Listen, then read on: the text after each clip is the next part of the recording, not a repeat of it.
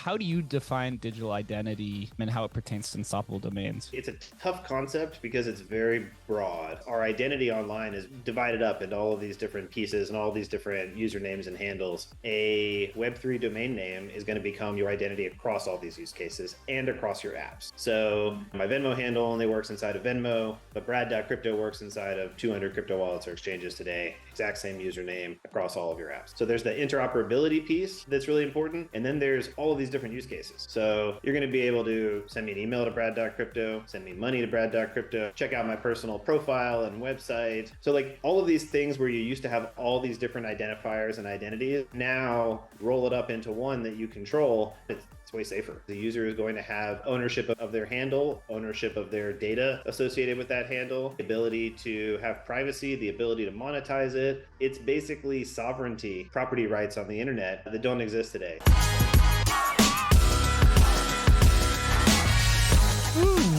I am more than honored to have this conversation with one of the co-founders of Unstoppable Domains, Brad Kam. Brad, thank you for joining me. Thanks so much for having me. You know, when I started my podcast journey 3 years ago, and more specifically crypto podcasting about a year and a half ago, I would have never thought that I've had this opportunity to talk with one of the co-founders of Unstoppable Domains. So really honored, man. You guys have been around here for a while. For those that aren't aware, Unstoppable Domains was the main domain site where you could buy .crypto, .x, there's all kinds of domains that you guys have got into. So I'm excited to hear about it, because I know once we get later into the show, there's a special announcement that we'll come discuss in a little bit. But just the straight, typical how we start every podcast. Tell us a little bit about who you are, who's Brad Kam, and what did you do before you decided to create Unstoppable Domains? Yeah, for sure. So I've been an entrepreneur basically my whole life. From Atlanta, started on some real estate companies, started working on some stuff in college, stopped going to class, started focusing on companies, graduated somehow. I realized in 2012 that I was in the wrong city, in the wrong industry, and I needed to get to San Francisco. I needed to get into tech. So sold my real estate company, moved out to San Francisco to work on a marketing tech company called Talkable, which is an enterprise SaaS company. It's been about 5 years working on that, growing that, stepped back to the board in 2018 so I could focus full-time on crypto. When I moved to San Francisco, I moved into this house called 20 Mission, which was like this kind of like a crypto hacker house. And there was like 40 people living there. Everybody's sharing like one set of bathrooms and one kitchen, crazy parties until 6 a.m. But there was also a bunch of early crypto startups, a bunch of early Bitcoin startups. There was a Bitcoin exchange that launched in the basement of the building, I think before even Coinbase went live. Bitcoin Media Channel, there was a bunch of meetups. So like basically everybody I met when I moved to San Francisco was involved in crypto. I went down the rabbit hole then somewhere around 2013, became convinced it was the future, had no idea what to do with that. So I was just kind of like buying and going to meetups and being excited about it and talking to people about it. And then in 2018, my co-founder, Matt, came up with this idea of putting digital identity on the blockchain. And it similar to some ideas that have been floating around in crypto space, like names on the blockchain, since all the way back to 2011. And it just kind of struck a chord with me. I had to go work on it. So that was 2018. And yeah, I guess the rest is history. That's funny. So two things about what you just said. One is so many entrepreneurs have came from that 2013, 2014 era down in San Francisco, the Bitcoin meetups, those type of hacker houses. My NFT background comes from the historical NFT community. And so in 2021, 2022, and now I was considered like a NFT historian until I started working at Emblem Vault. So I've done a lot of research on Namecoin back in 2011. I actually own Jake.bit. I managed to track that down through kind of BitMessage and all those different things. But it's when you look through the history of crypto, there's generally two kind of non-fungible trends that tend to happen, and they both surround identity. It's either physical identity or your name identity. And so with Namecoin, right, you have the namespace .bit, and on Bitcoin you have Counterparty, and that was kind of used as some sort of naming protocol for tokens. And then on Ethereum, you had the early name registrar in 2015. And Ether ID was big in 2015, 2016. And then, of course, .eth, right, which has kind of captured the whole entire Ethereum ecosystem by storm, just thinking about how digital identity can be used in a crypto type of world. But from your perspective, you said that you were kind of enamored by digital identity. What how do you define digital identity and how it pertains to unstoppable domains? Yeah, so I think it's a tough concept because it's very broad. And so like our identities online today are very fractured. We've got like we've got, maybe our like images and videos on Instagram, and then we've got our text over here and in Twitter, and then we've got our email address, and then we've got our Venmo handles, and like all of these things. Our identity online is very divided up into all of these different pieces and all these different usernames and handles. And what we think is going to happen is a Web3 domain name is going to become your identity across all these use cases and across your apps. So, my Venmo handle only works inside of Venmo, but Brad.crypto works inside of 200 crypto wallets or exchanges today. Exact same username across all of your apps. So there's the interoperability piece that's really important, and then there's all of these different use cases. So you're going to be able to send me an email to Brad.crypto, send me money to Brad.crypto, check out my personal profile and website. I'm able to use it to log in. I'm going to be able to use it for a phone call in the future. So like all of these things where you used to have all these different identifiers and identities, you can now roll it up into one that you control. And why that's so important for users is, well, one, it's way safer. Like, how many times do you get scammed by trying to find the person you're looking for on a different platform? And that's all because there's all these different username systems that don't interact with each other. So there's a huge security issue, but it's also just better for the user because the user is going to have ownership of their handle, ownership of their data associated with that handle, the ability to have privacy, the ability to monetize it. It's basically sovereignty, property rights on the internet that don't exist today. So the things that's kind of the bigger and broader. And then the kind of down in the weeds today, people are mostly using it for payments, and they're mostly using it to log into dApps and share profile information or share that profile information publicly. So kind of like a decentralized link tree, plus all the NFTs I own, plus all the POAPs I have, plus all the, tokens I own or whatever. So that's how it's being used today. It's funny that you say digital property. As somebody who started in real estate, I can see where that connection is easily made. Yeah, and so my co-founder at Unstoppable is also my co-founder of these real estate companies. We've been working together for quite a long time, and yeah, like there is this. I think that was really the thing that when I started out in crypto, it was really all about money. Like everybody was talking about money, currencies, financial services, and this NFT wave was really all about digital property. And I think that's the thing that I've never really been a finance guy. Like I never really cared about that stuff very much. Crypto is actually kind of what has gotten me interested in econ and finance, whereas prior to that, I actually found it a little boring. But this whole concept of digital property, I think eventually we're going to be going, maybe not full Matrix style, but it's definitely going to be like a lot of time in the metaverse. And that means that your digital property becomes more important than your physical property. And I think that's one of the things that I realized around the beginning of this NFT boom, starting in 2018 and 2019, is that your digital property is going to be more important than your physical property over time. And therefore, you really need a digital identity that's going to be able to secure your stuff. So true. When you look through like the history of the namespace, and I use namespace just generally when it refers to dot, enter whatever the ending is there. It begins with the domains because that's easy to relate to Web2, right? You type in jakegallen.com, right? Or bradcam.com, and it'll go to your website.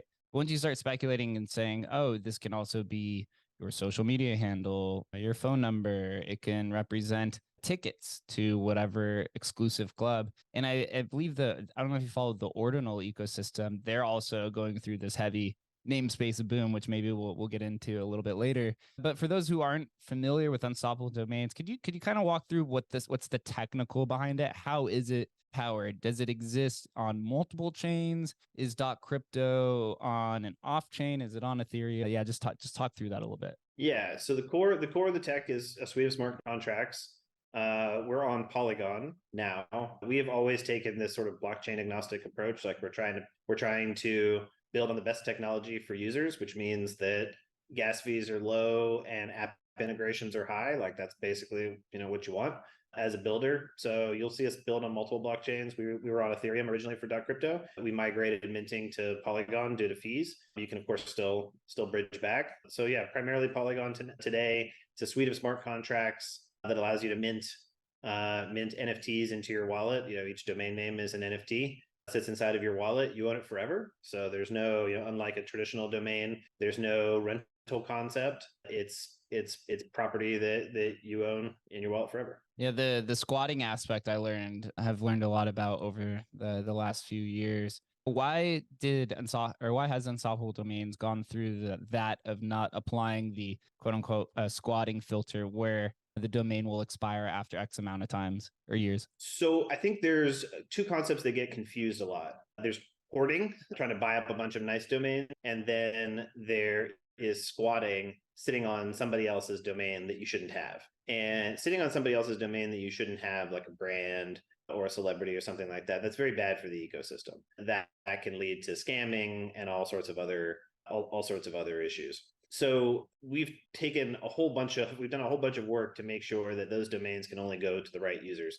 And I think that's kind of the dangerous type of squatting, so to speak, that happens in an ecosystem. Hoarding, if one person, got all the domains, that'd be bad. But the way that you fix that is by simply charging a reasonable fee that prevents that. Whether you have a subscription or not doesn't really solve that. If it's, because it's a super premium domain, you just pay the subscription. So I think the problem is severely overblown. Yeah, speculators will tend to play both sides of the field, right? Whether they have the ability to actually acquire those or not. I found you on Twitter, so here's Brad. Make sure you guys go follow him. But I'm going to move over here to the website in a second. And as I mentioned, right, .crypto, .nft, .x, .wallet, Polygon, etc. You almost are playing the opposite end of what .eth is. Although .eth is this, the main ecosystem, it has become very enamored in speculation, high values, 3 digits going for hundreds of thousands of dollars.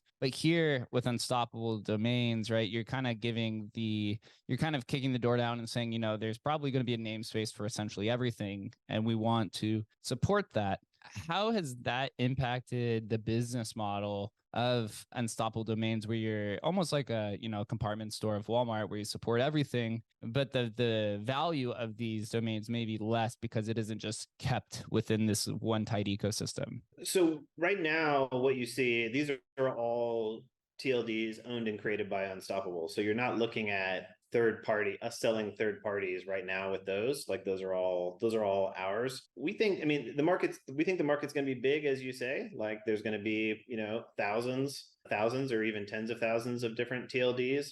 There's going to be a lot of different types. I think one type is for blockchain ecosystems. Those are really powerful, and people who are ETH enthusiasts and ETH owners are going to want to show their .eth, just like people Solana.sol, just like people Bitcoin or .btc or .sats. That's a really important part of the market. I don't think that's the biggest part of the market. I think the biggest part of the market are these mainstream TLD terms that can be for 4 billion users on the internet. So I think a .x or a .wallet or a .nft or one of these has the potential to be much broader than one for a specific blockchain. But I think I think they're both important. So Unstoppable wants to be the one-stop shop for Web3 domain names, for this new type of identity. And that means supporting the blockchain ecosystem TLDs, supporting mainstream TLDs, supporting brand TLDs. There's just going to be a lot. Is there an ability to create a type of TLD through Unstoppable Domain, or is that functionality not been adopted yet? It's not. So the issue with launching a TLD is mostly not a tech problem. It's mostly a marketing and IP problem. So the way to do it is through partnerships. You can't, no one owns the right to a TLD. They have to establish ownership rights and establish IP rights. So Unstoppable can't sell it to you. No one can sell it to you. You have to create that, essentially. Got it. So here I've pulled up the 4 characters. And so these are some of the that have been sold recently. Rent.crypto for 10 grand. And then you have PROF.crypto for 1,200, news.crypto, etc. And between these different endings, and I'm just going to read these out for people that are listening, .888, .bitcoin, .blockchain, .dao, .nft, right? Some very standard ones, .polygon. Do you see different types of use cases or communities forming around the different types of endings on Unstoppable? Definitely. And this was actually the goal, was we were thinking okay, what are going to be some of the most important communities in crypto and beyond, and how do we make something for them? Because we just think there's going to be lots of different communities and lots of different people using different ones. And so .nft clearly for the NFT crowd, like you'll see a lot of NFT thought leaders and others sporting their .nft as you'd expect. I think .polygon is sort of a similar dynamic to a .eth or to a .sol, where people that are excited about the Polygon ecosystem are showing that off. I think .x is seen as sort of the kind of like mainstream. X is this very powerful philosophical concept where it sort of speaks to the unknown, speaks to the future. So it's sort of like a techie concept, but it's not a specifically crypto concept. And it's also very short. So the whole point of Web3 domain names are you have these really long crypto addresses. They're not human readable. Domain names are human readable, but human readability is on a spectrum. So in theory, the shorter the domain, the more human readable it is. .x is about as short as you can get. So the shorter, and I think this is one of the reasons why people favor regular domain names over subdomains so much. Like there's been so many attempts to get subdomains out there into the world, but it's less human readable. So shorter is better generally with domains. Yeah, we're even seeing that with .eth, that I've seen so many of my friends shilling these subdomains and subdomain wrappers, and just does not feel like it's hit. Although I know some people do speculate there could be a secondary market of that. If you acquire something like, I live in Las Vegas, right? So if you acquire something like Little Darlings.eth, which I own some, just that's why I'm using it, which is a strip club, and then you can kind of lease out the subdomains based off of the the dancers and stuff that are there. It's kind of it, but I haven't seen it really hit as much. Yeah, I think we've been trying various experiments around it for a while, and I think companies or platforms are thinking like, hey, this is cool, it could get our brand in there, and then users are thinking like, this is really long and jumbled and hard to read, and so that's why it keeps proliferating, because I think apps want it to work, but the end user doesn't, they just want a short one. So that's why we chose .x. That's why most of them are quite short. But yeah, there's as you can see, as we're talking here, there's a few different markets, and we want to have something for everybody. Yeah, I mean, that's the goal as well. You're following into with something that's happening over at Ordinals, and you even mentioned .sats. Have you been following that closely, or is it just some sort of reference? And I'm going to throw up here kind of my friend Randy stuff, who's over at Ordinals Wallet. They even have something to where, right, they have SNS, but you could come in essentially and just type in like Jake, and you could create kind of like these community ones or anything of that nature. So what is your perspective on the ordinal SNSs that have been popping up? I mean, I think every major blockchain is going to have, a key naming system that is forming around it. And it looks to me like that's .sats right now, at least for ordinals. When you're talking about just kind of throwing out a whole bunch of new, just like indefinite new TLDs, I think that's tougher. I think that strategy generally doesn't work. And the reason why is because a naming system only works if there's no collisions.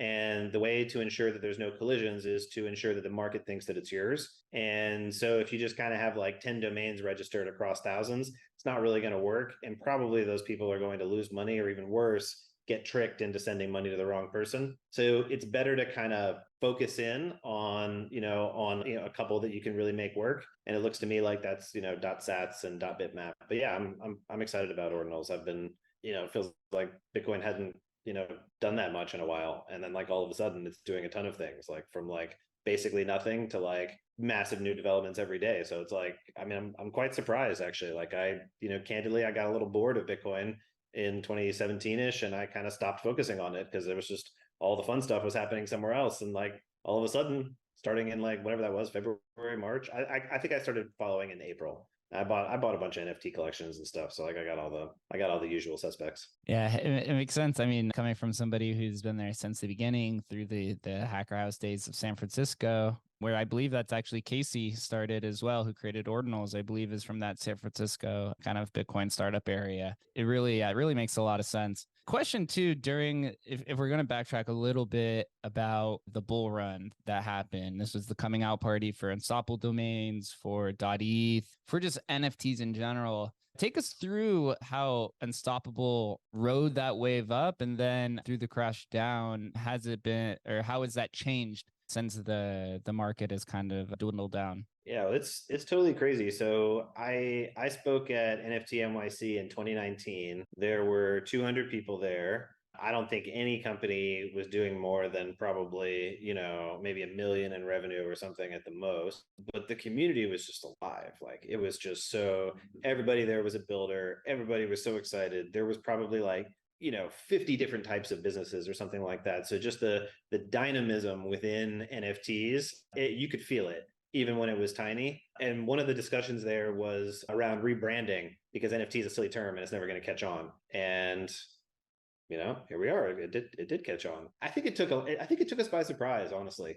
You're always optimistic, like, your product will grow, but the speed at which it happened, I think it really started happening end of 2020, actually, where you started to see NFT volume kick up on OpenSea. You started seeing people take art much more seriously. And I think art kind of led a little bit and before the sort of like PFP collections, actually. I think art actually went ahead of that. And then by 2021, it was just like a new celebrity every day changing to a PFP, and it just went totally bananas. And yeah, we were just caught off guard. But I mean, it was great because it was just like all of a sudden what used to feel like something very obscure, like what's an NFT, what's digital identity, like all of a sudden, like, people are like pontificating on Twitter about, the future of digital identity. And we're like, how did we go from no awareness to everyone talking about it in like 6 months? But I think it was great for the space. It was great that there was this gigantic megaphone so that we could get users, and we grew very quickly that year.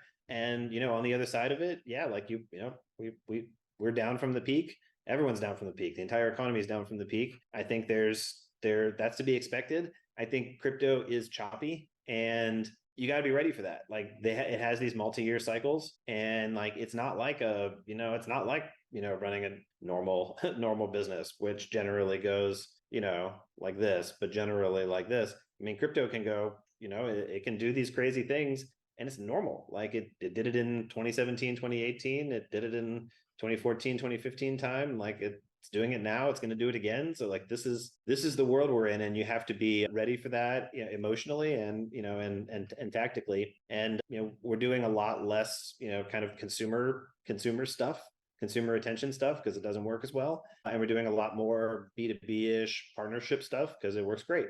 We started in the 2019 bear market, so like I think ETH was like 180 when we launched or something like that. People were like very, very bearish on crypto at that moment. So like we know what it looks like. So this was not a surprise. When you're focusing really on the fundamentals of a business in a bear market, you really have to look inwards and figure out what you want to do. Here on the website, right, you have 863 integrations, you have tons of different partners. How does Unstoppable evaluate which businesses to reach out to with an integration? Is it as simple as just saying, hey, I want them to use .crypto so that they could log in? Do these different types of businesses have different types of requests? Yeah, just take us through what that evaluation process is like. Yeah, I mean, I think in general, I think the domain is the most useful if it works in as many crypto apps as you use as possible. So that's the goal, is to be in all the places where you would be regularly using a crypto app. In terms of like what they want, yeah, the use cases are quite different. So, if you're a wallet or you're an exchange, it's going to be likely about crypto payment transfers. It's going to be like just using the domain names to transfer money and adding that into your UI. But it's also about getting domains into the hands of your users, which is also super important. So, in most cases, just in general, the Web3 domain market is small relative to the overall crypto market. I think it's like, 1 out of 100 people who own crypto owns a domain name or something like that.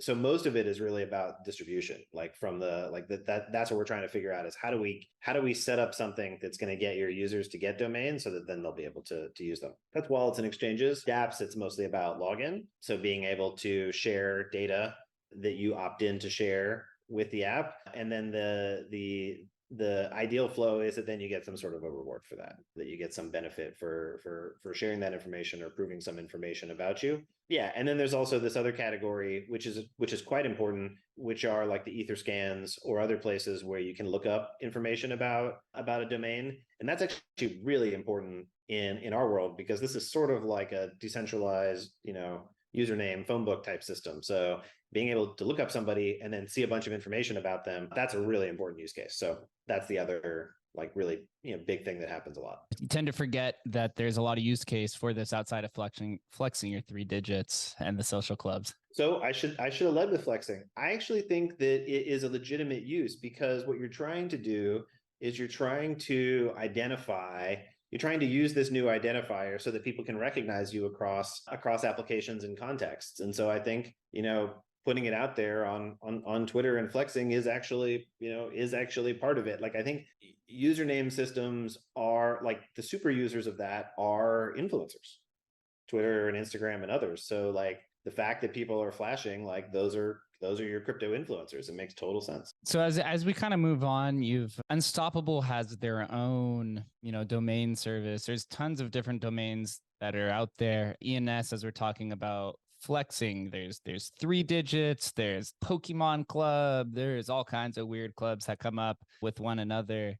How has Unstoppable evaluated ENS as it's had this dramatic rise over the last, I will say, year and a half? Because I would say primarily due to the 3 digits and 4 digits, but then people began to realize like, oh, this can be your identity, or it can be some sort of club and entrance. How has Unstoppable evaluated ENS over the last year and a half? I think that the sort of community sentiment has been, it's been pretty unbelievable. I mean, we launched in 2018.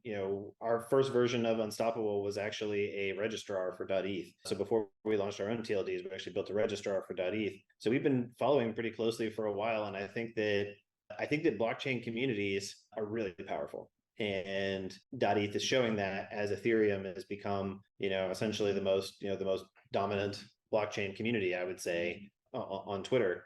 So I think .eth is part of that, and it's really impressive. It's very exciting, and I think it's just great awareness for the space. It really is. I remember during the bull run, I wonder if I could find it here. There was like the ENS tracker of some sort where it was showing all of the different influencers that were putting .eth in their domain or in their Twitter handle. There's like Shaq and Paris Hilton and all of these different individuals, because it almost becomes this way where when you're looking at a Twitter profile, you have your handle here, which is a flex, and then you have your avatar, that's a flex, and then you have the content, which will probably be the next form of tokenization, flexing on your timeline. But I guess the big question would be like, has Unstoppable ever considered adding ENS or .eth support? I mean, we've seen the community kind of really come up and kind of spin up their own service, right? ENS vision was really eye-opening for myself. And it was actually kind of like one of the ideas of how I ended up at Emblem Vault, the company that I'm at, is I saw this community spin up their own marketplace, and I was like, hey, I should do this for historical NFTs. But they've really this ENS.vision and the community is so large. They have, what is it, unique holders. Yeah, 720,000 holders. That's got to be at least triple whatever the next leading NFT company is. It's really... It doesn't seem like there's any competition out there. Has Unstoppable ever considered adopting .eth support? Well, I don't agree with that characterization. So Unstoppable's got, I think, a little over 550,000 holders, something like that. So we're pretty close up there. But yeah, so we have some pretty big news, which is we're going to be selling .eth domains at unstoppabledomains.com for the first time. And the reason we're doing this is because we think ENS is an important part of the ecosystem, and we want to be the one-stop shop for Web3 domains. Like, we want you to be able to get your .eth and your .nft and your .x all in one place. And we also think we've got some new features that haven't existed before that could be helpful. So the first big one is what we call Vault, which is a way for you to back up your domain. So you essentially can pay to have a custodial backup so that in case you lose your key, you can recover it. And this is not for everybody. If you're hardcore in MetaMask every single day and you live your entire life in ETH, maybe you don't need it. But for everybody else on the planet, I think it's going to be pretty important. And I think it's going to be a way to bring a lot more people into Web3 domains. Second one is an auto renewal feature. We've heard a lot of people complaining that they forget to renew their .eth domain and they lose it. I think this is really, really bad if you're talking about digital identity, that you build up this entire reputation and you accidentally lose it, and then somebody else can take it and then go and try to build up an identity around it. That's really bad. So we've got an auto renewal feature that I think will be helpful. And then the other thing is that our checkout allows for credit card. You can pay in Bitcoin, pay with PayPal, a bunch of other ways. And from what we've seen, this is another really big barrier to people using Web3 domains, is just payment methods. So let's dissect those a little bit. First, I want to say congratulations. It's a big step forward once you begin to move outside of, the project that you've been working on for 4 years, 5 years, where you haven't really expanded outside of it. So huge step for you guys, huge undertaking. From the technical perspective of backing up, okay, we've seen turmoil from Ledger, right, of this idea of backing up, although it's a little bit different. Can you dive in a little bit deeper to the details of what exactly backing up means? Because right now the community's kind of they're very cautious when it comes to this idea of what backing up means. Ledger's value prop in the world is to say, you control your money, no exceptions. So backing up in that context is potentially diluting that message. Like, I come to Ledger because I want to have complete control. Unstoppable Vault is not that. If you want that, don't use it. Store your domain in MetaMask.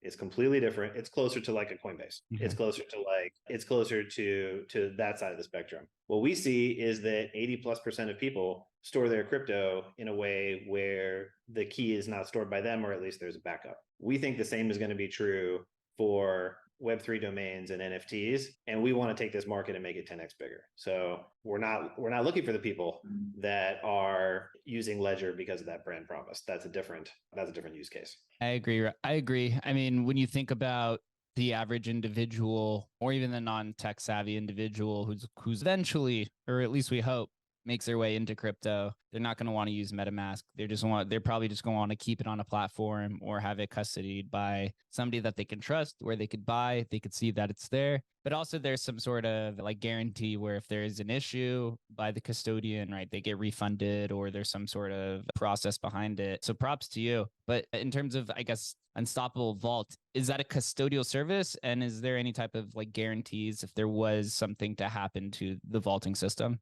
There are some. We'll work to clarify that a bit. The way the system is going to go is it's going to be an MPC system. So you're going to have this kind of like multiple people need to sign, and that's sort of the protection. But yeah, it's going to be very clear to users what the risk is. It's not 100%.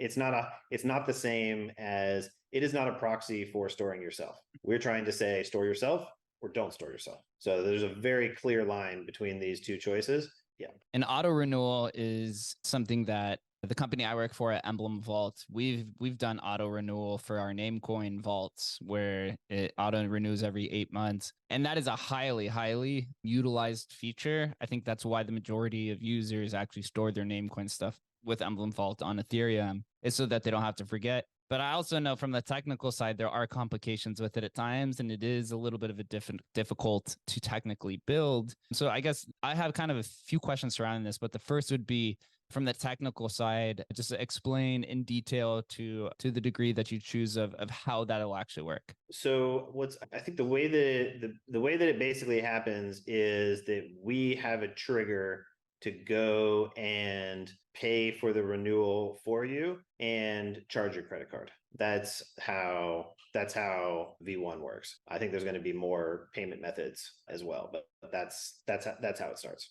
Is there a certain time frame that it'll trigger the auto renewal to also give a cushion? So like, for example, at Emblem Vault, we triggered the auto renewal 1,000 blocks before the Namecoin domain expires, which is, I think, about a week or two in time. Do you know off the top of your head what the cushion may be? There is a cushion. I don't remember the exact number of days. Yeah, no problem. It's all something in the works. And what would the cost be associated with the auto renewal? Is it just the cost of what the gas fee is at the time, or is Unstoppable putting some sort of flat fee on it?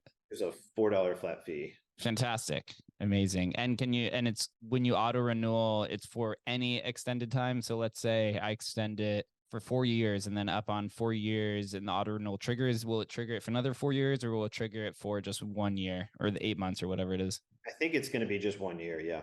Okay. It's exciting. What would you have to say, though, for those people who maybe are against, right? This goes back to kind of the squatting situation, right? Because if you could trigger an auto renewal, essentially it makes those reverse Dutch auctions not happen anymore like it does on ENS, right? Where something expires, there's a grace period, and then it becomes a bidding war for these high value assets. Whereas if you're now auto renewing, some of these high value assets may never expire, right? For these kind of speculators to kind of come in for it. Was there a consideration or debate around this for those type of ENS maxis, I guess I should say? No, it's optional. It sounds like a great thing. So like you don't lose anything by others having an option to have a safer experience. I do not see how the community loses if I can increase my safety that I don't lose my domain name. So, and I just think that like a system is not going to be successful if it's focused on like domain flippers.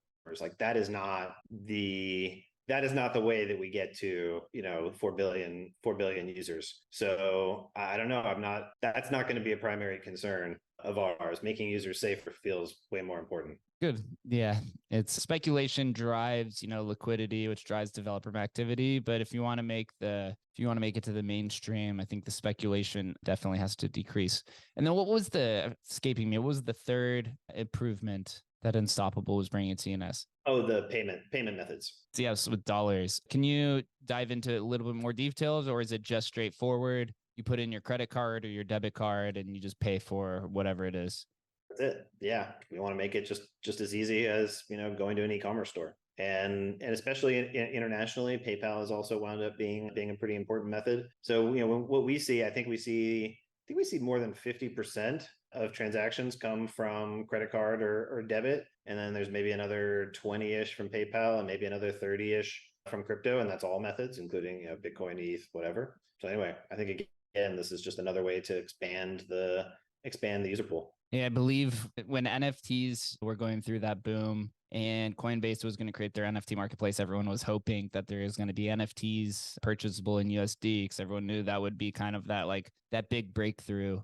For Unstoppable, bringing dollar purchases or USD purchases to ENS domains, I think is quite crucial for development because there are a lot of users who do not want to go through the MetaMask process and putting ETH in, and especially some of these high net worth individuals who have the money for it. They just don't want to go through the process. So sometimes they'll happily pay $50,000 for a domain just knowing that they could put into USD. And a point of clarification, who would be the payment processor for this? Is it MoonPay or PayPal, or is this something that Unstoppable is built in internally? Well, we use like standard big payment processors, like Stripes and PayPals and stuff. Okay, cool.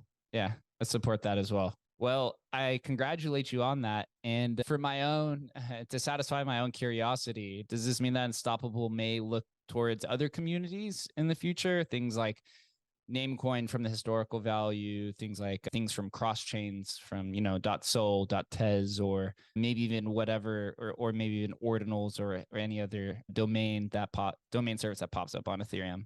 Absolutely. And I think that we want to be, first of all, we want to be the one-stop shop. Second of all, we do and always have wanted to support the most important blockchains because that's where users are. So wherever users are, that's where we want to be too. So we're watching, definitely watching Solana ecosystem very closely, definitely watching ordinals very closely and others. And yeah, folks should come talk to us. I think so as well. Well, I know there are a lot of ordinal people who listen to this. So that's SNS guys, the .sats. There's all kinds of ones. You're going to start getting the .pepes and the .xpts, and all these other niche communities are probably all going to start flooding into a little bit as well. Brad, I appreciate you for coming on and talking about this. Unstoppable Domains, it's been one of the two big players, one of the big companies that's going to come in, and it's cool to see that you guys are expanding and also innovating as well. USD seems like USD payment seems such like a novel idea, but hasn't happened yet. So I'm sure on the back end, it was probably a little bit more complicated than you're leading on to be, but I appreciate you for coming on and sharing this. And if anyone is out there listening and you're a domain speculator or a domain community member from any blockchain, I think you should reach out to Brad as well. So appreciate you for coming on. Thanks a bunch. Thank you guys for listening, watching. We'll catch you next time.